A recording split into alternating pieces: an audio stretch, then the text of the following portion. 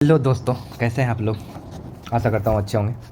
चलिए आज से हम लोग स्टार्ट करते हैं क्लास 9 साइंस एनसीईआरटी। ओके, तो इसका पहला चैप्टर हम लोग देखेंगे जो कि हमारे आसपास के पदार्थ हैं। क्लास 9 में टोटल 15 चैप्टर हैं, 15 अध्याय हैं। इन 15 अध्यायों को हम लोग देखने का प्रयास करेंगे। इससे रिलेटेड जितने भी क्वेश्चंस ऑब्जेक्टिव बन सकते हैं वो हम दृष्टि आईएएस के बुक से भी कवर कर लेंगे। जैसा कि हम सेम पैटर्न क्लास 8 का अपनाए हैं। क्लास 8 का सारा वीडियो बन चुका है, वो अगर आपको देखना है तो हमारे चैनल आरआर एग्जाम वॉरियर्स पर अवेलेबल है। उसका प्लेलिस्ट बना हुआ है, आप जाकर देख सकते हैं। ओके, क्योंकि हमारे अनुसार क्लास 8, 9 और 10th ठीक तीनों ज़रूरी है। ऐसे तो 9, 10th सभी बोलते हैं, लेकिन 8 भी ज़रूरी है। ओके, तो 8 का पूरा वीडियो बन चुका है, आप देख सकते हैं। 9th की अगर हम बात करें तो 9th में 15 चैप्टर है। कोशिश करेंगे 20 दिन के अंदर में इसे ख़त्म करने का। ठीक है, टारगेट 20 दिन का है, ख़त्म हो जाए तो सही रहेगा, क्योंकि आने वाले एनटीपीसी है, बीपीएससी है, रेलवे एग्ज़ाम, बहुत सारा रेलवे एग्ज़ाम होने वाला है अभी, तो उसमें बहुत ही लाभदायक होगा ये। ओके, तो चलिए हम लोग स्टार्ट करते हैं। पहला चैप्टर हमारे आसपास के पदार्थ। हमारे आसपास के पदार्थ की अगर बात करें तो पदार्थ होता क्या है। तो दुनिया में जितने भी वस्तुएं हैं ना, जितनी भी सामग्री हैं, वैज्ञानिकों ने उन सामग्रियों का नाम पदार्थ दिया है। क्या बोला है? पदार्थ दिया है। ओके, चाहे कुछ भी हो, सब पदार्थ है। ओके, तो पदार्थ के बारे में हम लोग जानेंगे। ठीक है, प्राचीन काल में मनुष्य अपने आसपास को समझने का प्रयास करता रहा है। प्राचीन काल से ही भारत के प्राचीन दार्शनिकों ने पदार्थ को 5 मूल तत्वों में वर्गीकृत किया है, जिसे पंच तत्व कहा गया है। पंच तत्व में कौन कौन आते हैं? तो वायु, पृथ्वी, अग्नि, जल और आकाश। ये क्वेश्चंस कभी कभी पूछ देते हैं, तो ये पंच तत्व याद रखिएगा। कौन कौन होते हैं? वायु, पृथ्वी, अग्नि, जल और आकाश, ये 5 तत्व हैं। और जितने भी पदार्थ हैं इन्हीं 5 तत्वों से मिलकर बने होते हैं। ओके, तो ये हमारे प्राचीन भारत के प्राचीन दार्शनिकों ने ऐसा बताया है कि जितने भी पदार्थ हैं, चाहे वो सजीव हो या निर्जीव हो, ठीक है, सभी किससे मिलकर बने होते हैं? इन्हीं पंच तत्वों से मिलकर बने होते हैं। और ऐसा ही यूनानी दार्शनिकों का भी इस पर राय है। अभी वर्तमान समय की अगर हम बात करें, आधुनिक वैज्ञानिकों ने पदार्थ को 2 भाग में बांट दिए उनके गुणधर्म के अनुसार। एक तो भौतिक गुणधर्म और एक रासायनिक प्रकृति, मतलब केमिकल क्वालिटीज़ जो होते हैं और फिजिकल क्वालिटीज़ जो होते हैं। तो हम लोग आज फिजिकल की बात करेंगे। तो फिजिकल में हम लोग देखेंगे पदार्थ का भौतिक स्वरूप की अगर हम लोग बात करें तो पदार्थ के भौतिक स्वरूप में सबसे पहले तो पदार्थ जो होते हैं कणों से मिलकर बना होता है। क्या होता है? बहुत सारे कणों से मिलकर बने होते हैं। ओके, तो इसके लिए हम लोग क्या करेंगे कि पदार्थ कणों से मिलकर बने होते हैं ये जानने के लिए 100 ml का बीकर लिया गया। ठीक है, इस बीकर को जल से आधा भरकर जल के स्तर पर निशान लगा दिया गया और इसमें नमक या शर्करा को कांच की छड़ की मदद से जल में घोल दिया गया। ओके, जल के स्तर में क्या देखा गया? बदलाव आ गया। तो ये ऐसा क्यों हुआ? तो ये जो नमक या शर्करा जो है, इसके कण जो है किस में घुल गए?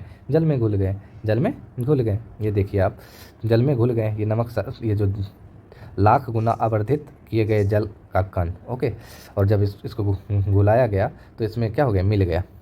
ओके, जल के साथ मिल गया, तो इससे पता चला कि नमक के भी कण होते हैं। तो जितने भी पदार्थ हैं, चाहे ये पानी है, पानी का भी क्या होता है? पानी भी अपने स्थान, पानी भी बहुत सारे मॉलिक्यूल से मिलके बने होते हैं, कण से मिलके बने होते हैं। इससे यही पता चलता है। ओके, साथ में हमें ये भी पता चलता है कि पदार्थ जब आपस में मिल रहे हैं तो जिस चीज़ में हम मिला रहे हैं उसके बीच में भी ये जो देख रहे हैं ये रिक्त स्थान है, इसी में आके मिलते हैं। कोई भी अगर कुछ मिल रहा है तो दूसरे जिसमें हम मिला रहे हैं उसमें भी क्या रिक्त स्थान देखने को मिलता है। वही हमें पता करना है। आगे हम लोग वो देखेंगे कि पदार्थ के बीच क्या होते हैं? रिक्त स्थान होते हैं। यहाँ पे जैसे देख लीजिए, पदार्थ के ये कण कितने छोटे हैं इसका अगर हम पता करना है तो यहाँ पोटेशियम परमैंगनेट के 2 या 3 क्रिस्टल को 100 ml पानी में घोल लें। इस घोल में से 10 ml घोल को निकाल कर उसे 90 ml जल में मिला दें। फिर उपरोक्त घोल में से 10 ml निकाल के फिर 90 ml जल में मिला दें। इस प्रक्रिया को 5-8 बार किया गया। तो फिर क्या हुआ? इससे पता चला कि इसका रंग जो है, आप देख रहे हैं धीरे धीरे कम होता जा रहा है, लेकिन ये वास्तविक पहले वाले रंग में नहीं आ रहा है। मतलब कुछ ना कुछ रंग चेंज होता ही जा रहा है। इससे पता चलता है कि पदार्थ के कण इतने छोटे होते हैं कि ये मिल जाते हैं। पानी में जाके मिल जाते हैं और हम अपना अस्तित्व दिखाते हैं कि हम इसमें अवेलेबल हैं। ओके, तो अनुमान लगाइए कि पदार्थ के कण कितने छोटे हैं। प्रत्येक बार तनुकृत करने पर घोल का रंग हल्का होता जाता है, फिर भी पानी रंगीन नज़र आ रहा है। तो हमेशा रंगीन नज़र आ ही रहा है। तो पदार्थ के कण मतलब बहुत छोटे होते हैं। ओके, तो इससे हमें उतना कुछ लेना देना नहीं है। ठीक है, यहाँ पे बस हमें इतना ध्यान देना है कि पदार्थ के कण बहुत छोटे होते हैं और इनके बीच में रिक्त स्थान होता है। इन्हीं रिक्त स्थान के कारण आपस में ये घुल मिल पाते हैं। पदार्थों के कण के बीच पर्याप्त रिक्त स्थान होता है। ओके, जिस कारण से हम क्या होते हैं, किसी भी चीज़ को जब घोलते हैं तो ये आपस में मिल जाते हैं, चाहे वो चाय हो, कॉफ़ी हो या नींबू पानी बनाते समय ये कण जो है होते हैं एक दूसरे के कणों के रिक्त स्थानों में क्या होते हैं, मिल जाते हैं। ओके, तो इससे ये बात पता चलता है कि इनके बीच में रिक्त स्थान होते हैं। पदार्थों के कण निरंतर गतिशील होते हैं। इसका पता लगाने के लिए यहाँ पे 2-3 क्रियाकलाप किए गए। पहला तो अगरबत्ती जला दिया गया। जो अगरबत्ती जब जलाया जाता है तो अगरबत्ती के जो कण होते हैं धुएं के रूप में क्या होते हैं, गतिशील हो जाते हैं खुद ब खुद। और जल से भरे 2 गिलास में, ठीक है, या क्या डाला गया, एक सिहाई डाल दिया गया, एक में शहद डाल दिया गया। तो धीरे धीरे क्या देखा गया कि वो सिहाई जो है जल में क्या धीरे धीरे घुलने लगे हैं। और तीसरा यहाँ पे आप देखिएगा, तीसरा यहाँ पे किया गया है क्रियाकलाप, इसमें एक गर्म पानी लिया गया और एक ठंडा पानी लिया गया, जिसमें क्या किया गया है, कॉपर सल्फेट या पोटेशियम परमैंगनेट का एक क्रिस्टल डाल दिया गया। जिससे क्या पता चला कि गर्म पानी में जो है ना जल्दी घुल रहा है और ठंडे पानी में कम घुल रहा है। तो इससे पता चलता है कि पदार्थों के कण निरंतर गतिशील होते हैं। ये तो मालूम है ही कि जब भी हम मतलब किसी दूसरी चीज़ में मिलाने का प्रयास करते हैं तो क्या होता है, गतिशील हो जाता है, निरंतर गतिशील होते हैं। लेकिन ये तीसरे क्रियाकलाप से हमें क्या पता चला, ठंडा और जब गर्म पानी में हमने मिलाया तो तापमान बढ़ने से क्या होता है, कणों का गति तेज हो जाता है और घटने से कम हो जाता है। ओके, तो इससे हम कह सकते हैं कि तापमान बढ़ने से कणों की गतिज ऊर्जा भी बढ़ जाती है। तो यहाँ से क्वेश्चंस बन सकता है, तो ये बेबिया हो सकता है, यहाँ से क्वेश्चंस आ सकते हैं। ओके, 2 विभिन्न पदार्थों के कणों का सतह मिलना ही विसरण कहलाता है। तो विसरण क्या है, 2 कणों का आपस में मिलना। जैसे 2 विभिन्न पदार्थों, जैसे हम नींबू और पानी को मिला रहे हैं, तो नींबू का कण, पानी का जो कण है और नींबू का जो कण है, आपस में जब हम मिलाते हैं तो वो जो मिलता है ना उसका कण एक दूसरे से, तो यही विसरण कहलाता है। ओके, गर्म करने पर विसरण तेज होता है, गर्म जब करेंगे तो ये जल्दी से मिलेगा। ठीक है, तो यही ये तेज होता है। तो ये क्वेश्चन यहाँ से बन जाएगा, तो ये इंपॉर्टेंट है। ओके, अब यहाँ पे देखिए आगे का है, पदार्थ के कण एक दूसरे को आकर्षित करते हैं। पदार्थ के कण एक दूसरे को आकर्षित करते हैं। तो आकर्षित की अगर बात करें तो जितना ज़्यादा उसके अणु आपस में संगठित रहेंगे उसमें आकर्षण उतना ही ज़्यादा होगा। ये क्रियाकलाप वगैरह वही करके बताया गया है। ये बिहू नर्तक का एग्जाम्पल लिया गया है। जो जितना जोर से पकड़ेगा वो उतना वहाँ पे आकर्षण बल ज़्यादा रहेगा, जो उंगली से अगर पकड़ेगा तो वहाँ आकर्षण बल कम रहेगा। वही बताने का प्रयास किया गया। तो पदार्थों के कण के बीच ही ऐसा कुछ होता है। तो ज़्यादा आकर्षण बल किस में होता है, ठोस में होता है, उससे कम द्रव में होता है और उससे कम गैस में होता है। तो जिसमें जितना उसके कण आपस में संगठित होंगे, ओके, तो उसमें उतना ही आकर्षण बल ज़्यादा होगा। ये क्रियाकलाप आगे का जो है यही दिखाने का प्रयास किया गया है। अब आगे हम लोग चलेंगे। तो आगे अगर हम बात करें तो पदार्थ की अवस्थाएं, अगला आपका क्या है, पदार्थ की अवस्थाएं। ओके, पदार्थ की 3 अवस्थाएं होती है, जिसमें ठोस है, द्रव्य है और गैस है। क्या है, ठोस है, द्रव्य है और गैस है। सबसे पहले हम लोग ठोस अवस्था की अगर बात करें तो ठोस अवस्था की बात करें तो ठोस अवस्था में इसका एक निश्चित आकार होता है, स्पष्ट सीमाएं होती है तथा स्थिर आयतन होता है, यानी नगण्य संपीड्यता होती है। ठीक है, मतलब इसमें संपीड्यता नाम की, कंप्रेशन नाम का चीज़ नहीं है, आप कंप्रेस नहीं कर सकते, नगण्य संपीड्यता होती है।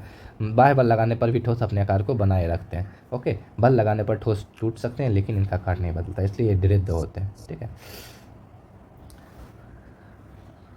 तो ठोस में इतना ही है। यहाँ पे कुछ एग्जांपल दिए गए हैं कि रबर जो है रबर बैंड को क्या माना जाएगा, क्या इसे ठोस माना जाएगा, क्योंकि खींचते जब है तो इसका आकार चेंज हो जाता है। तो हाँ, इसको माना जाएगा। जब हम इस पर बल लगाते हैं, ठीक है, तो इसका आकार चेंज हो जाता है, लेकिन जब बल हटाते हैं तो क्या होता है, फिर ये अपने वास्तविक आकार में आ जाता है। उसी प्रकार यहाँ बोल रहा है कि बर्तनों में रखने पर चीनी और नमक उनकी बर्तनों के आकार ले लेते हैं। क्या ये ठोस है? तो हाँ, ये ठोस है, क्योंकि चीनी जो होता है, चीनी या नमक हम जिस बर्तन में रखते हैं उस बर्तन का आकार ले लेता है। तो वो चीनी ले रहा है, उसके कण नहीं ले रहे हैं वो आकार। ठीक है, कण का क्रिस्टल जो है वैसा का वैसा ही है, यहाँ बताया गया है। इसके क्रिस्टलों का आकार नहीं बदलता है। ठीक है, इसके क्रिस्टल जो होते हैं, ठीक है, स्ट्रक्चर जो होता है चीनी का वही रहता है। ठीक है, ओके। स्पंज में भी वही बात है कि इसका संपीडन संभव है, क्योंकि ठोस का संपीडन तो संभव नहीं है, उसमें हवा रहता है। स्पंज के अंदर उसके कणों के बीच में बहुत छोटे छोटे छिद्र होते हैं, वायु का समावेश होता है। जब हम इसे दबाते हैं तो ये वायु बाहर निकलते हैं, जिसके कारण संपीडन संभव होता है। और फिर जब हटा देंगे तो वायु फिर आ जाएगा, तो फिर वो अपने जैसा हो जाएगा। ओके, तो ये सब ठोस ही है। अब हम लोग द्रव की अगर बात करें तो द्रव का क्या होता है कि आकार नहीं होता है, द्रव का आकार नहीं लेकिन आयतन निश्चित होता है। ओके, जिस बर्तन में इन्हें रखा जाए तो ये उसी का आकार ले लेते हैं। द्रवों में बहाव होता है और इनका आकार बदलता है, इसलिए दृढ़ नहीं है लेकिन तरल होते हैं। क्या? तरल होते हैं। तो द्रव से इतना ही। अब यहाँ पे एक बताया गया है कि सभी जीवधारी अपने जीवन निर्वाह के लिए सांस लेते हैं। जलीय जंतु जल में घुली ऑक्सीजन के कारण सांस लेता है। इसी तरह हम इस निष्कर्ष पर पहुँचते हैं कि द्रव में जो है ठोस, द्रव और गैस तीनों का विसरण संभव है द्रव में। ओके, द्रव में जो है ठोस, द्रव और गैस, ये क्वेश्चन बन सकता है आपका कि द्रव में जो है ठोस, द्रव और गैस तीनों का विसरण संभव है। ठोसों की अपेक्षा द्रवों में विसरण की दर अधिक होती है। ऐसा इसलिए क्योंकि द्रव अवस्था में पदार्थ के कण स्वतंत्र रूप से गति करते हैं और ठोस की अपेक्षा द्रव के कणों में रिक्त स्थान भी अधिक होता है। ओके, ठोस में रिक्त स्थान कम मतलब ज़्यादा नहीं होता है, सब आपस में संगठित होते हैं, लेकिन द्रव में थोड़ा फैले हुए रहते हैं और ये स्वतंत्र होते हैं थोड़ा। इस कारण से द्रव में जो होता है तीनों ठोस, द्रव और गैस का विसरण संभव है।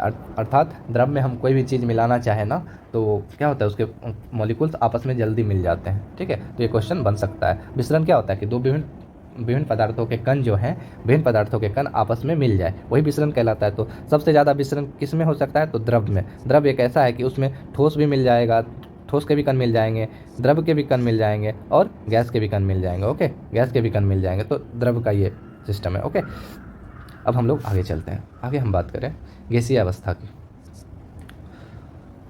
तो गैसीय अवस्था की बात करें तो गैस में ना ही आकार होता है ना ही आयतन होता है। ठीक है, इसे हम जितना कंप्रेस कर सके, गैस में सबसे ज़्यादा होता है कंप्रेशन। ठीक है, सबसे ज़्यादा कंप्रेशन गैस में ही होता है। ओके, हम लोग जो घर में खाना बनाते हैं एलपीजी का उपयोग जो करते हैं, या फिर अस्पतालों में ऑक्सीजन सिलेंडर का जो उपयोग होता है, वो कंप्रेस्ड गैस होते हैं, संपीड़ित गैस होते हैं। आजकल वाहनों में जो गाड़ी वगैरह है, ईंधन के रूप में भी सीएनजी का उपयोग किया जा रहा है। सीएनजी जो होता है ना, मतलब सीएनजी बोले कंप्रेशन जो होता है काफ़ी अधिक होने के कारण, किसका?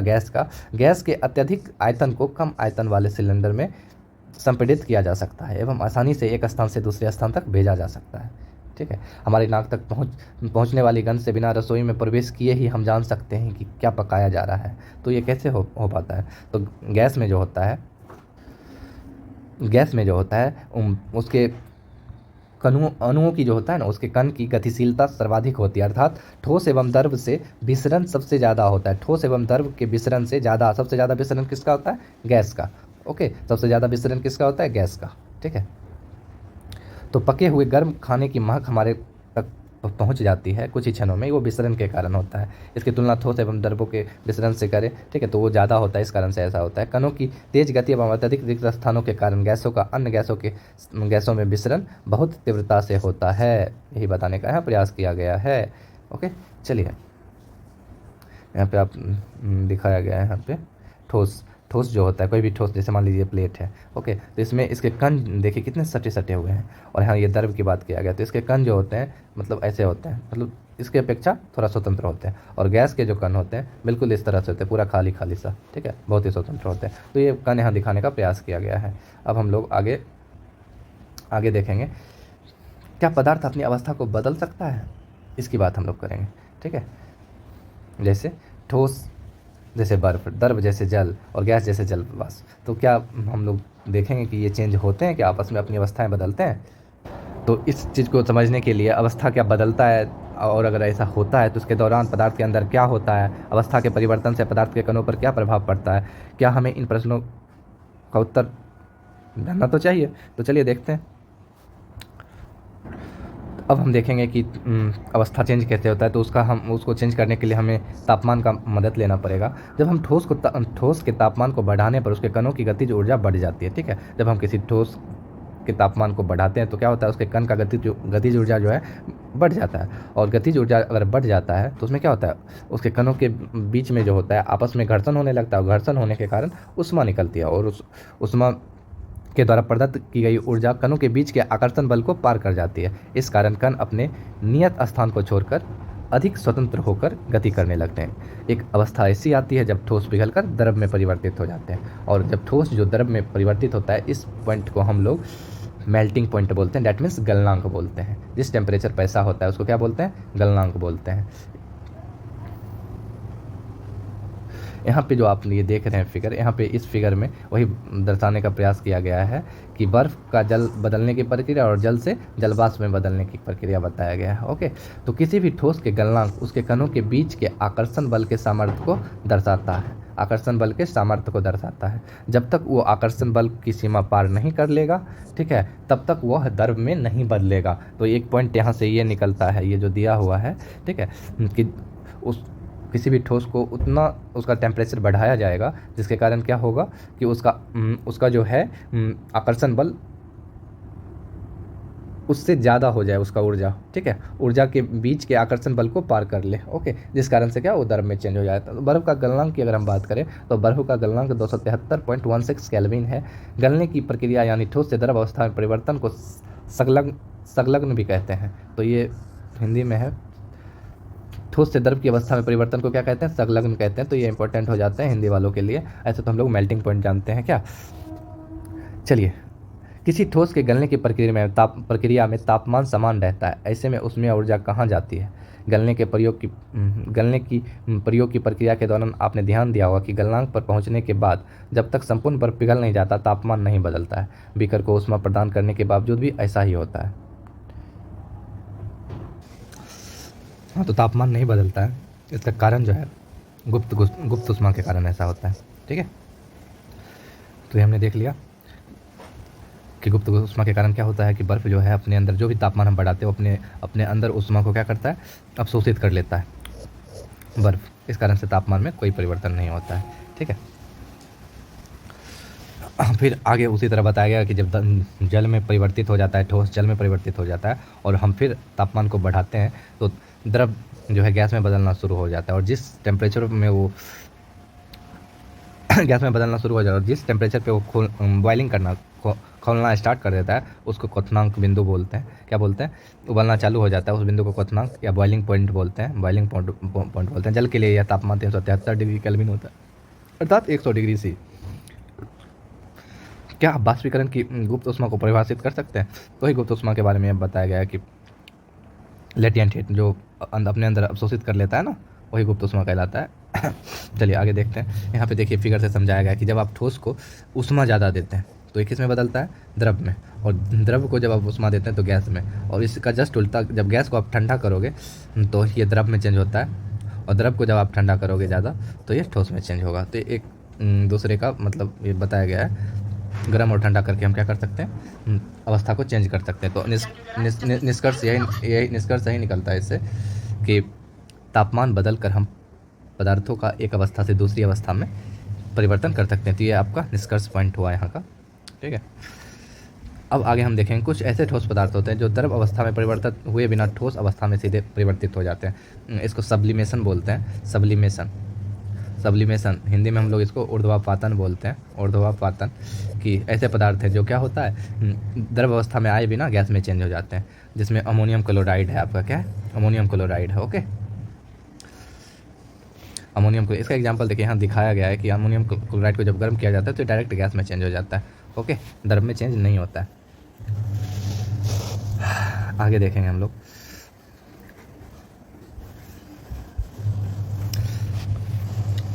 दाब परिवर्तन का प्रभाव। ओके, दाब परिवर्तन का प्रभाव देखेंगे।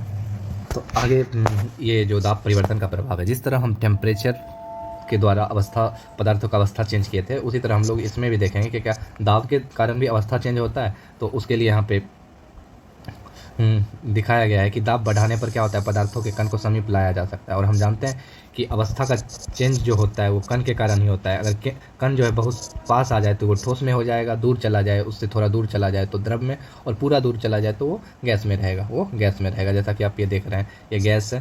गैस को जब कम मतलब प्रेशर डाला गया तो ये किस में हो गया, द्रव्य में, और ये पूरा ठोस बन गया। तो ऐसा दाब के द्वारा दिखाया गया है। उसके लिए यहाँ पे क्या आप जानते हैं, CO2 के बारे में सुना होगा, कार्बन डाइऑक्साइड। इसे उच्च दाब पर संग्रहित किया जाता है। जब वायुमंडलीय दाब का माप 1 एटमॉस्फेयर हो तो ठोस CO2 द्रव अवस्था में आए सीधे गैस में परिवर्तित हो जाता है। जब वायुमंडलीय दाब कितना हो, 1 एटमॉस्फेयर हो, 1 एटमॉस्फेयर पर ठोस CO2, जिसको हम शुष्क बर्फ भी बोलते हैं, वो जो क्या होता है कि द्रव अवस्था में आए बिना गैस में परिवर्तित हो जाता है। वही यहाँ बताया गया कि इसे ड्राई आइस भी उसको बर्फ भी कहते हैं। इस तरह हम कह सकते हैं कि पदार्थ की अवस्था यानी ठोस, द्रव, गैस दाब और तापमान के द्वारा तय किया जाता है। तो ये इम्पोर्टेंट है, दाब और तापमान। ये क्वेश्चंस यहाँ से बन सकते हैं, इस चीज़ को क्या ध्यान से देखिएगा, ठीक है। तो अवस्था चेंज में किसका इंपॉर्टेंस है? दाब का और तापमान का, दाब और तापमान का, ठीक है। CO2 को हम हाई टेम्परेचर पे रखते हैं, हाई टेम्परेचर पे रखेंगे, संग्रहित कर सकते हैं। ओके, अब यहाँ पे वही दिखाया गया कि जब आप ठोस को संगलन मतलब मेल्टिंग करना चाहते हैं, ठीक है, जल में चेंज करेंगे, द्रव में चेंज करेंगे तो उसको संगलन मेल्टिंग पॉइंट बोलते हैं। और उसको द्रव को जब ठोस में करेंगे तो इसको जमना या क्या बोलते हैं, इसको हिमांक बोलते हैं। और द्रव का जब गैस में चेंज होता है उसको बाष्पीकरण, लेकिन गैस का द्रव में चेंज होना संघनन कंडेंसन कहलाता है। ओके, और ठोस का सीधे गैस में चेंज होना ऊर्ध्वापातन कहलाता है, या गैस का ठोस में चेंज होना, ठीक है, गैस का ठोस में चेंज होना ये भी ऊर्ध्वापातन ही कहलाता है। गैस का सीधे ठोस में चेंज होना ऊर्ध्वापातन कहलाता है, ये भी रिवर्स सब्लिमेशन बोल सकते हैं आप इसे। ओके, अब आगे हम लोग चलेंगे, बाष्पीकरण की बात करें। बाष्पीकरण, तो बाष्पीकरण की अगर बात करें तो बाष्पीकरण जो है आपका, ठीक है, ये हमेशा जो होता है क्वथनांक से कम, जो बॉइलिंग पॉइंट है आपका है ना, बॉइलिंग पॉइंट, इससे हमेशा कम टेम्परेचर पे ही आपका बाष्पीकरण होगा, ठीक है। तो वही बाष्पीकरण जो होता है कि क्वथनांक से कम तापमान पर द्रव के वाष्प में परिवर्तन होने की प्रक्रिया होती है। अब बाष्पीकरण को प्रभावित करने वाले कारक के बारे में हम लोग देखेंगे। तो बाष्पीकरण के प्रभावित करने वाले कारक में सबसे पहला हम देखेंगे सतह क्षेत्र के बढ़ने से। जितना सतह क्षेत्र बढ़ा रहेगा उतना ही क्या होगा, बाष्पीकरण ज़्यादा होगा, ठीक है, क्योंकि यह एक सतही प्रक्रिया है। तो जितना ज़्यादा सरफेस, मान लीजिए ये थाली है और ये बहुत बड़ा कढ़ाई है, ठीक है, ये बहुत बड़ा कढ़ाई है, तो इसमें जल भरा हुआ है और इसमें जल भरा हुआ है, तो जिसका सतह ज़्यादा है उसमें बाष्पीकरण, इसमें ज़्यादा बाष्पीकरण होगा। ओके, इसमें ज़्यादा बाष्पीकरण होगा, ठीक। इसका जैसे कपड़े सुखाने के लिए हम उन्हें फैला देते हैं, तो सतह जितना बड़ा कर दोगे ना आप, बाष्पीकरण की क्रिया उतना ही ज़्यादा होगा। आगे देखिए, तापमान में वृद्धि। दूसरा पॉइंट क्या है बाष्पीकरण का? तापमान में वृद्धि। तापमान बढ़ने पर अधिक कणों को पर्याप्त गतिज ऊर्जा मिलता है। जानते हैं हम कि गतिज ऊर्जा क्या होता है? बढ़ जाता है, जिससे वो क्या बाष्पीकृत हो जाते हैं। ओके, तो तापमान बढ़ने से भी क्या होगा, बाष्पीकरण की क्रिया तेज हो जाएगी। आर्द्रता की कमी। वायु में विद्यमान जो जलवाष्प की मात्रा को आर्द्रता कहते हैं। ह्यूमिडिटी क्या कहते हैं? हवा में जो होता है ना नमी, वही आर्द्रता कहलाता है। तो आर्द्रता, हवा की नमी अगर घट जाए तो आर्द्रता में कमी, डेट मीन्स वायु में जब जल का मात्रा कम होगा ना तो क्या करेगा, बाष्पीकरण की दर को बढ़ा देगा। लेकिन अगर अधिक होगा जल का मात्रा तो बाष्पीकरण की दर को घटा देगा, ठीक है। तो उल्टा होता है यहाँ पे, ठीक है। ओके, तो आगे देखिएगा, आगे का है वायु की गति वृद्धि होना। वायु में गति की वृद्धि होना, तो वायु के तेज होने से क्या होता है कि जलवाष्प के कण जो होते हैं वायु के साथ उड़ जाते हैं, जिससे आसपास के जलवाष्प की मात्रा घट जाती है। इस कारण से क्या होता है, बाष्पीकरण तेज हो जाता है। ओके, चलिए आगे है, बाष्पीकरण के कारण शीतलता कैसे होती है। अब देखिए यहाँ से एक क्वेश्चन आपका यहाँ बन रहा है, तो पहले हम ये देख लेते हैं शीतलता क्यों होती है। तो जब भी हम खुले हुए बर्तन में रखे द्रव में निरंतर बाष्पीकरण करवाते हैं तो बाष्पीकरण के दौरान कम हुई ऊर्जा को पुनः प्राप्त करने के लिए द्रव के कण, मतलब जो उससे बाष्पीकृत होकर ऊर्जा बाहर जा रही है, तो उस ऊर्जा को प्राप्त करने के लिए आसपास से ऊर्जा अवशोषित कर लेते हैं। इस तरह से आसपास से ऊर्जा के अवशोषित होने के कारण शीतलता हो जाती है। ओके, वो गर्म जो ऊर्जा है वो निकल जाती है और आसपास जो ठंडी हवा है, क्योंकि हम जानते हैं गर्म हवा क्या होता है, ऊपर भाग जाता है, ठीक है, और जो ठंडी हवाएं हैं उसका स्थान ले लेती है। इस कारण से हमें एकाएक ही ऐसा क्रिया होता है, इस कारण से हमें ठंडापन महसूस होता है। जब आप यहाँ एग्जांपल है एसीटोन या नाखून की पॉलिश हटाने वाले द्रव जिसको बोलते हैं एसीटोन को, तो यहाँ से एक क्वेश्चन बन जाएगा कि नाखून की पॉलिश को हटाने के लिए किसका यूज होता है, तो एसीटोन का यूज होता है। कि आप अपनी हथेली पे गिराते हो तो ऐसा ही अनुभव होता है। ओके, कि आपका हाथ एकाएक बहुत ठंडा हो जाता है। आगे देखिएगा, गर्मी में हमें सूती कपड़े क्यों पहनने चाहिए, तो ये सब सभी जानते हैं। गर्मियों में हमें सूती कपड़े क्यों पहनने चाहिए, उससे पहले हम एक ये यहाँ छूट गया है, ये देख लेते हैं। तेज़ धूप, जिस दिन गर्मी बहुत ज़्यादा रहता है ना, उस दिन क्या करते हैं लोग, अपने छत को धो देते हैं, या खुले स्थान जो सामने में एरिया है वहाँ जल छिड़क देते हैं। तो जल छिड़कने का मकसद यही होता है, यही बाष्पीकरण, वो जो गर्म है ना, बाष्पीकरण की क्रिया होगी और बाष्पीकरण की क्रिया होगी और वो जो ऊर्जा छत में या धरती में जो ऊर्जा है, गर्मी है, वो क्या होगा, ऊपर जाएगा। वो ऊपर जाएगा और वहाँ पे एक ऊर्जा की कमी होगी, तो ठंडी हवाएं वहाँ पे आएगी, जिस कारण से शीतलता का आभास होगा। ओके, अब देखिए, गर्मी में हम सूती कपड़े क्यों पहनते हैं, तो शारीरिक प्रक्रिया के कारण गर्मियों में हमें ज़्यादा पसीना आता है, जिससे हमें शीतलता मिलती है। जैसा कि हम जानते हैं, बाष्पीकरण के दौरान द्रव की सतहें के कण हमारे शरीर या आसपास से ऊर्जा प्राप्त करके वाष्प में बदल जाती है। ठीक है, बाष्पीकरण की प्रसुप्त ऊष्मा के बराबर उसमें ऊर्जा हमारे शरीर से अवशोषित हो जाती है, जिससे शरीर शीतल हो जाता है। क्योंकि सूती कपड़ों में जल का अवशोषण अधिक होता है, इसलिए हमारा पसीना इससे अवशोषित होकर वायुमंडल से आसानी से बाष्पीकृत हो जाता है। इसलिए हम लोग सूती वस्त्र पहनते हैं। बर्फीले जल में से भरे गिलास बाहरी सतह पर जल की बूंदें क्यों नजर आती है? तो ये क्वेश्चन कितना बार पूछा गया है कि जब आप ठंडा बोतल देखिएगा या गिलास देखिएगा, तो उसके बाहर में जो क्या होता है कि बूंदें आ जाती है, तो वो क्यों आती है?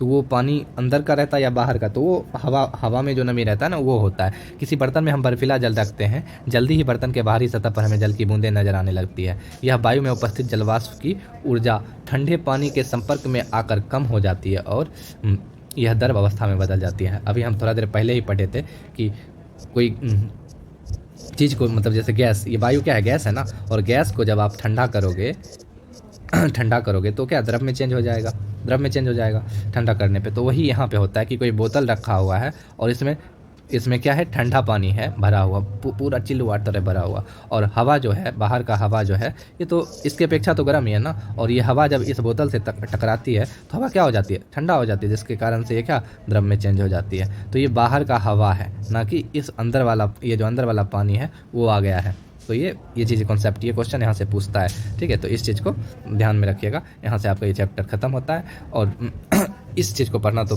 पड़ेगा ही ना। पदार्थ का चौथा और पांचवा अवस्था। अब वैज्ञानिक पदार्थ की 5 अवस्थाओं की चर्चा कर रहे हैं। ठीक है, जिसमें बॉस, आइंस्टाइन, कंडेंसेट, ठोस, द्रव, गैस और प्लाज्मा, ये हैं 5 अवस्थाएं। ठीक है, तो चौथी अवस्था में आपका प्लाज्मा है। चौथी अवस्था कौन सी है? प्लाज्मा है। और पांचवी अवस्था आपका बॉस, आइंस्टाइन, BIC है। क्या है? PIC है, बॉस, आइंस्टाइन, कंडेंसेट। ओके, तो चौथी अवस्था प्लाज्मा है। इस अवस्था में कण अत्यधिक ऊर्जा वाले और अधिक उत्तेजित होते हैं। तो इस पॉइंट को आप नोट कीजिएगा, ये क्वेश्चन पूछ देता है। प्लाज्मा क्या है? अत्यधिक ऊर्जा वाला है और अधिक उत्तेजित है। इस पॉइंट को नोट कीजिएगा। ओके, और ये कण आयनीकृत गैस के रूप में होते हैं, ये भी इंपॉर्टेंट है। और ये कण जो होते हैं प्लाज्मा वाले, आयनीकृत गैस के रूप में होते हैं। फ्लोरेसेंट ट्यूब और नियॉन बल्ब में प्लाज्मा होता है। ठीक है, नियॉन बल्ब के अंदर नियॉन गैस और फ्लोरेसेंट ट्यूब के अंदर हीलियम गैस होता है। तो ये भी इंपॉर्टेंट है। फ्लोरेसेंट ट्यूब के अंदर कौन सा गैस होता है? हीलियम, या कोई अन्य गैस होता है, अमूमन जो है हीलियम गैस होता है। और नियॉन बल्ब में तो नियॉन गैस होता है। विद्युत ऊर्जा प्रवाहित होने पर यह गैस आयनीकृत यानी अवशोषित हो जाता है। अवशोषित होने से ट्यूब या बल्ब के अंदर चमकीला प्लाज्मा तैयार होता है। गैस के स्वभाव के अनुसार इस प्लाज्मा में एक विशिष्ट रंग की चमक होती है। प्लाज्मा के कारण ही सूर्य और तारों में भी चमक होती है। उच्च तापमान के कारण ही तारों में प्लाज्मा बनता है। तो एक चीज़ हमेशा याद रखिएगा कि प्लाज्मा में जो क्या होता है, अत्यधिक ऊर्जा होता है, डेट मीन्स अत्यधिक टेम्परेचर होता है, और ये आयनीकृत कण होते हैं, आयनीकृत गैस होते हैं, और ये अत्यधिक उत्तेजित होते हैं। तो ये आपका प्लाज्मा है। तो ये क्वेश्चन पूछा गया है, ये भी आया है, प्लाज्मा क्या है? तो इसके कण जो होते हैं अत्यधिक ऊर्जा वाले और अधिक उत्तेजित होते हैं, और साथ ही आयनीकृत होते हैं। तो इस चीज़ को याद रखिएगा। इस प्लाज्मा के कारण ही सूर्य और तारे की चमक है। अब पांचवा जो पदार्थ की अवस्था है, बॉस, आइंस्टाइन, कंडेंसेट। इसका बॉस आइंस्टाइन क्यों पड़ा? तो भारतीय वैज्ञानिक सत्येंद्र नाथ बोस ने पदार्थ की 5वीं अवस्था के लिए कुछ गणनाएं की थी। उन गणनाओं के आधार पर आइंस्टीन महोदय ने पदार्थ की एक नई अवस्थाएं की भविष्यवाणी की, जिसे BEC बोला गया। मैंने हाँ ही बोल दिया था, BEC, बॉस, आइंस्टीन, कंडेंसेट कहा गया। 2001 में अमेरिका के एरिक कॉर्नेल और इसका पूरा नाम वुल्फगैंग केटरले है। ठीक है, एरिक याद रखिए डायरेक्ट, या कार्नेल याद रखिए, और कार्ल ई वेमन। तो बेमन और कार्नेल ने बॉस, आइंस्टाइन, कंडेंसेट की अवस्था प्राप्त करने के लिए भौतिकी में नोबेल पुरस्कार से सम्मानित किया गया। तो इसको प्राप्त किसने किया था? तो अमेरिकी के साइंटिस्ट हैं, कौन? कार्नेल और बेमन ने। ठीक है, और इनको 2001 में नोबेल पुरस्कार इसके लिए मिल चुका है। सामान्य वायु के घनत्व, ये इंपॉर्टेंट, ये क्वेश्चन जैसे मैंने यहाँ बताया उसी तरह BEC क्या है, ये एग्जाम में मुझे मिल चुका है ये क्वेश्चन। ठीक है, तो थोड़ा ध्यान दीजिएगा कि सामान्य वायु के घनत्व के 1,00,000वें भाग जितने कम घनत्व वाली गैस को, ठीक है, जितने कम घनत्व वाली गैस को बहुत ही कम तापमान पे ठंडा करने से BEC तैयार होता है। तो इसका टेम्परेचर बहुत ही कम होता है BEC का, ठीक है। और इसका घनत्व जो होता है, जो वायु का घनत्व होता है उसके 1,00,000वें भाग जितने कम होते हैं। जैसे सामान्य वायु का घनत्व जो होता है उसके 1,00,000वें भाग जितने कम घनत्व, तो हम बोल सकते हैं कि बहुत ही अधिक नहीं बोलेंगे, बहुत ही कम घनत्व वाली गैस, बहुत ही कम घनत्व वाली गैस को बहुत कम ही टेम्परेचर पर ठंडा करने पर BEC तैयार होता है। इसके बारे में अगर आपको देखना है तो यहाँ वही बताया गया कि आप देख सकते हो यहाँ पे जाके। तो आप ये याद रखिएगा, ये लाइन बहुत ही BVI है ये, ठीक है, BVI है। अब हम लोग आगे GST का ऑब्जेक्टिव देख लेते हैं इस चैप्टर से रिलेटेड। ओके, तो चलिए आपको ले चलते हैं। ये रहा आपका GST का क्लास 9th का, ठीक है, हमारे आसपास के पदार्थ, जिसमें पहला क्वेश्चन हम लोग देखेंगे ऑब्जेक्टिव, ठीक है। सामान्यतः पदार्थ द्रव्य 3 अवस्थाएं ठोस, द्रव, गैस होती है। पदार्थ की इन अवस्थाओं के अभिलक्षणिक गुणों के संदर्भ में निम्नलिखित कथनों पर विचार कीजिए। ठोस एवं द्रवों की तुलना में गैसों की संपीड़ितता काफ़ी कम होती है। तो ये गलत बात है ना, गैसों में संपीड़ितता, कंप्रेशन क्या होता है, ज़्यादा होता है, कम नहीं होता है। ओके, तो ये गलत हो गया, ये गलत हो गया, कम नहीं होगा, यहाँ ज़्यादा होगा। ओके, दूसरा है ठोस से द्रव और गैस तीनों का विसरण संभव है। सॉरी, यहाँ द्रव में बोल रहा है, द्रव में ठोस, द्रव और गैस तीनों का विसरण संभव है। ये तो मैंने बताया था, ठीक है। सबसे ज़्यादा विसरण होता किस में है, तो गैस में। लेकिन ठोस में, सॉरी, द्रव्य में जो है ठोस, द्रव्य और गैस तीनों का विसरण संभव है। तो ये लाइन सही है, ये इंपॉर्टेंट है, तो मैं बताया भी था कि ये इंपॉर्टेंट, तो B नंबर इसका आंसर हो जाएगा। ओके, अब हम लोग चलते हैं। यहाँ देखिए बता भी दिया है कि 2 या 2 से अधिक पदार्थों का स्वतः एक दूसरे से मिलकर समांग मिश्रण बनाने की क्रिया को विसरण कहते हैं, ठीक है। ठोसों की अपेक्षा द्रव में विसरण दर अधिक होता है और द्रव की अपेक्षा गैस में अधिक होता है, ठीक, सबसे ज़्यादा गैस में होता है। अगला क्वेश्चन हम लोग देखते हैं। अगला क्वेश्चन आपका बोलता है कि बर्फ और उस पर तापमान परिवर्तन के प्रभाव के संदर्भ में निम्नलिखित कथनों पर विचार कीजिए। बर्फ का गलनांक जो होता है 373 केल्विन होता है, बर्फ का गलनांक। तो गलनांक नहीं होता है ना, ये बॉइलिंग पॉइंट होता है, ये गलती बोल रहा है। बर्फ का गलनांक 373 केल्विन होता है, ये गलत है, ये बॉइलिंग पॉइंट है। ये क्या है, बॉइलिंग पॉइंट, तो ये गलत हो गया। ओके, बर्फ को गर्म करने पर संपूर्ण बर्फ के पिघल जाने तक उसका तापमान एक समान रहता है। तो ये बात सही है, क्योंकि इस गुप्त ऊष्मा के कारण बर्फ जो होता है क्या होता है, अवशोषित कर लेता है उस चीज़ को, टेम्परेचर को, उसका टेम्परेचर बढ़ने ही नहीं देता है। तीसरा नंबर, बर्फ के कणों की ऊर्जा सामान्य तापमान पर जल के कणों की ऊर्जा से अधिक होती है। अब ये क्या बोल रहा है कि बर्फ के कणों की ऊर्जा, बर्फ में टेम्परेचर जल के टेम्परेचर से ज़्यादा होता है क्या, जिसमें टेम्परेचर ज़्यादा उसमें ऊर्जा ज़्यादा, तो ये भी गलत है। इसका थोड़ा देख लेते हैं। जिस तापमान पर ठोस पिघल कर द्रव बन जाता है उसका गलनांक कहते हैं, उसको क्या कहते हैं, गलनांक कहते हैं, ठीक है। और बर्फ का गलनांक 273.16 केल्विन होता है, अतः कथन एक गलत है, ठीक है, वो तो है ही। जिस तापमान पर द्रव उबलते हैं उससे बॉइलिंग पॉइंट कहते हैं, और ये क्या है, 373 केल्विन है, इसलिए यहाँ पे आंसर आपका B हो जाएगा, 2 नंबर सही है। और आगे क्या बोल रहा है, बर्फ अथवा किसी ठोस को गर्म करने पर भी उसके पूर्णतः गलने तक की प्रक्रिया के दौरान उसका तापमान एक समान रहता है, अथवा ठोस के द्वारा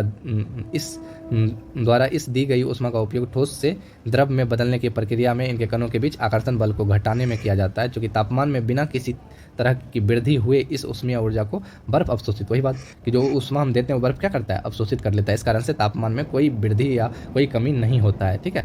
संलग्न अगला पॉइंट जो है हमारा ये तीसरा नंबर, बर्फ के कणों की ऊर्जा समान तापमान पर जल के कणों की ऊर्जा से अधिक होती है, तो इसके लिए संगलन की गुप्त ऊष्मा के कारण ही जल के कणों की ऊर्जा उसी तापमान पर बर्फ के कणों की ऊर्जा से अधिक होती है, अतः कथन 3 गलत है। कथन 3 गलत है, क्योंकि बर्फ की कणों की ऊर्जा से अधिक होती है। बर्फ ऑब्वियस सी बात है, बर्फ ठंडा होता है तो उसका ऊर्जा जल से कैसे होगा, तो ये गलत बात है। चलिए अगला क्वेश्चन, निम्नलिखित में से तापमान का सही मात्रक कौन है, तो ये तो ऑब्वियस सी बात है, केल्विन होगा, ठीक है। आगे चलते हैं। किसी ठोस पदार्थ के द्रव में परिवर्तित हुए बिना सीधे गैसीय अवस्था में परिवर्तित हो जाने की प्रक्रिया को क्या कहते हैं, तो इसको सब्लिमेशन कहते हैं, ऊर्ध्वापातन कहते हैं, डायरेक्ट, ठीक है। इसमें कपूर हो गया, अमोनियम क्लोराइड हो गया, इसका ऊर्ध्वापातन का एग्जाम्पल हो गया, ठीक है। आगे देखिए, निम्नलिखित में किसको शुष्क बर्फ बोलते हैं, तो इसको ठोस कार्बन डाइऑक्साइड को क्या बोलते हैं, शुष्क बर्फ बोलते हैं। इसका सब्लिमेशन जो होगा, जब हम दाब 1 एटमॉस्फेयर पर रखेंगे तो क्या हो जाएगा, इसका सब्लिमेशन हो जाएगा, ये सीधे गैस में चेंज हो जाएगा, तो ये इंपॉर्टेंट है। ठोस कार्बन डाइऑक्साइड जब 1 एटमॉस्फेयर दाब पर रहेगा तो क्या हो जाएगा, ये सीधे गैस में परिवर्तित हो जाएगा। ओके, अगला देखेंगे। वैज्ञानिकों ने पदार्थ की चौथी और पांचवी अवस्था के रूप में प्लाज्मा और बोस आइंस्टाइन कंडेंसेट को प्राप्त किया है, इसके बारे में देखेंगे। फ्लोरोसेंट ट्यूब और नियॉन बल्ब में प्लाज्मा का यूज होता है, बात तो सही है। सूर्य और तारे की चमक जो होता है, चमक का पदार्थ की पांचवी अवस्था भी इसी के कारण होता है। ऐसा थोड़ी है, ऐसा नहीं है, ये प्लाज्मा चौथी अवस्था के कारण होता है। 1 नंबर आंसर हो जाएगा। ओके, तो आगे चलेंगे हम लोग 7 नंबर क्वेश्चन की ओर। क्वथनांक से कम तापमान पर द्रव के वाष्प में परिवर्तित होने की प्रक्रिया बाष्पीकरण कहलाती है। बाष्पीकरण के संदर्भ में कथन बताइएगा कौन सा है। यह एक सतही परिघटना है। बात तो सही है, सरफेस के कारण होता है। इसकी दर तापमान, आर्द्रता और वायु की गति पर निर्भर करती है। ये भी सही है, तापमान पे, आर्द्रता पे, वायु की गति पर निर्भर करता है। इससे ठंडक उत्पन्न होता है। बाष्पीकरण होगा जहाँ, वहाँ पे ठंडक, शीतलता आएगी। तीनों का कथन सही है आपका।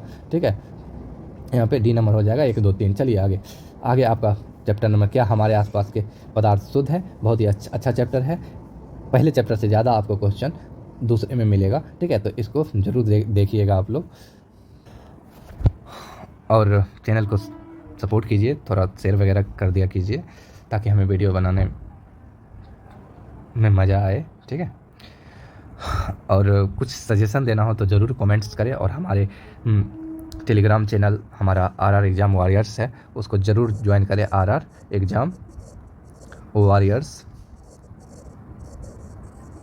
इसको ज़रूर ज्वाइन करें। ठीक है, क्योंकि वहाँ पे बहुत सारे PDF हम अवेलेबल कराते रहते हैं। सेट्स, जितने भी सेट होते हैं एग्ज़ाम से रिलेटेड, अभी दरोगा, मान लीजिए दरोगा का जब भी रहता है तो दरोगा वगैरह तो जितना भी सेट होता है मेरे पास रहता है, मैं अवेलेबल करवा देता हूँ। साथ ही BPSC का हो गया, ठीक है, NTPC रेलवे का हो गया। तो मैं अक्सर इन सब जो एग्ज़ाम होने वाले हैं उनसे रिलेटेड सारे PDF उस पर अवेलेबल रहते हैं। ठीक है, तो आप लोग ज़रूर इसको ज्वाइन करें और ज़्यादा से ज़्यादा चैनल को सब्सक्राइब करें, शेयर करें, लाइक करें। ठीक है, तब तक के लिए जय हिंद, जय भारत। मिलते हैं अगले वीडियो में।